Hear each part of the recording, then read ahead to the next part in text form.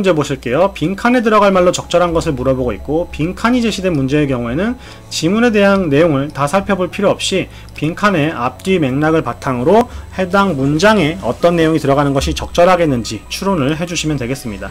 자, 빈칸이 제시된 이후에 어떤 내용이 제시되는지를 보시면 블록체인 기술을 기반으로 한 새로운 비즈니스 모델을 개발하고 시장을 선점하기 위해서다 라고 하면서 산업생태계라는 얘기가 앞에서 제시가 되었다라는 걸 표현해주는 조사죠. 자, 첫 번째 문단 보시면 여러분이 산업생태계라는 얘기를 찾을 수가 없어요. 그러면 어디 써야겠습니까?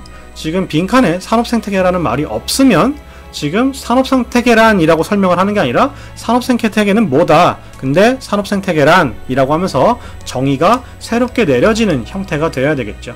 그렇기 때문에 1번 산업생태계를 조성하는 것이 시급하다 라고 얘기하면서 방금 말씀드린 이런 개념을 설명해주는 표현 플러스 더 이런 빈칸 문제를 풀 때 중요한 이 뒤에 있는 내용을 받아주는 부분들이 같이 어우러져야 되겠죠. 새로운 비즈니스 모델을 개발하고 시장을 선점하기 위해서 이러한 산업생태계가 조성되는 건 역시 시급하다라고 하는 것이 당연히 맥락적으로 어울리기 때문에 정답 1번이라는 거 확인 가능하시겠습니다.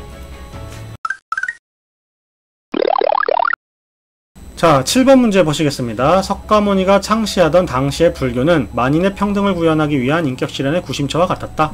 카스트 제도의 문제점을 지적하며 혁파를 부르짖는 혁명적 집단이었다.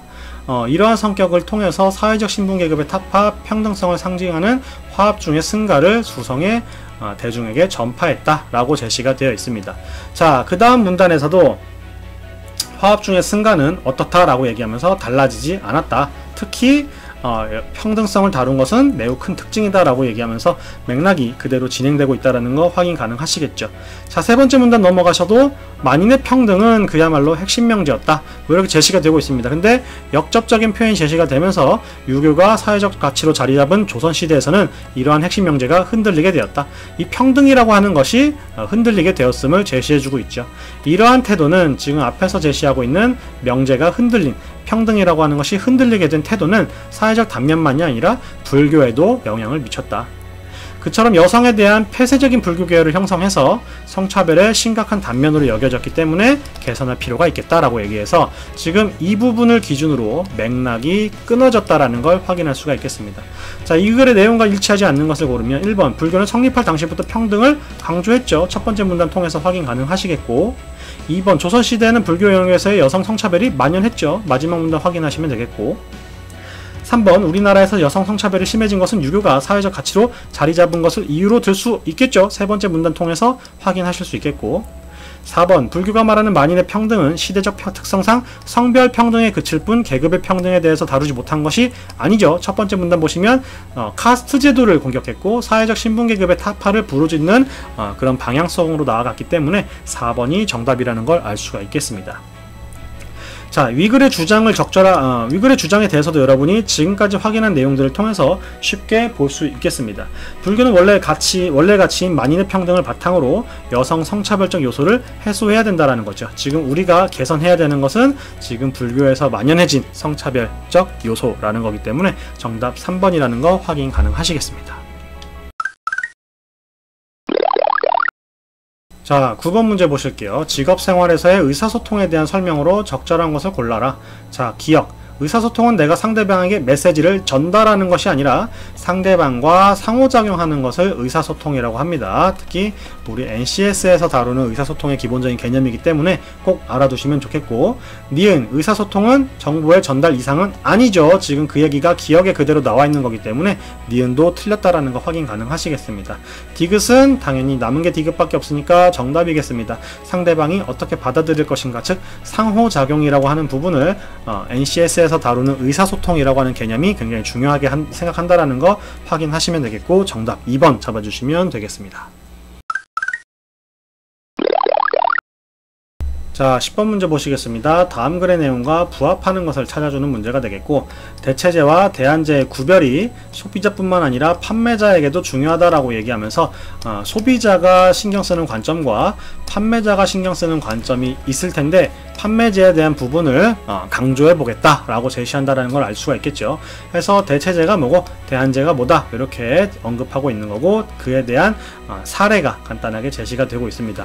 마찬가지로 이와는 달리라고 얘기하면서 여가 시간을 즐기고자 하는 영화관 또는 카페를 선택해야 되는 상황에 대한 사례를 들고 있다라는 거 볼 수가 있겠죠. 자, 마지막 문장 넘어가시면 그 소비자들은 구매를 결정하기 전에 대안적인 상품들을 놓고 저울질한다.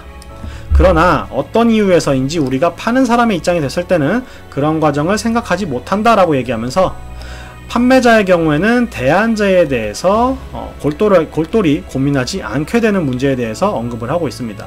자, 그리고 마지막 문장에서도 반면에 대체제의 새로운 정보는 판매자들에게 매우 큰 관심거리다 라고 얘기하면서 대안제와는 다른 태도를 보이는 판매자의 모습에 대해서 다시 한번 강조를 하고 있죠.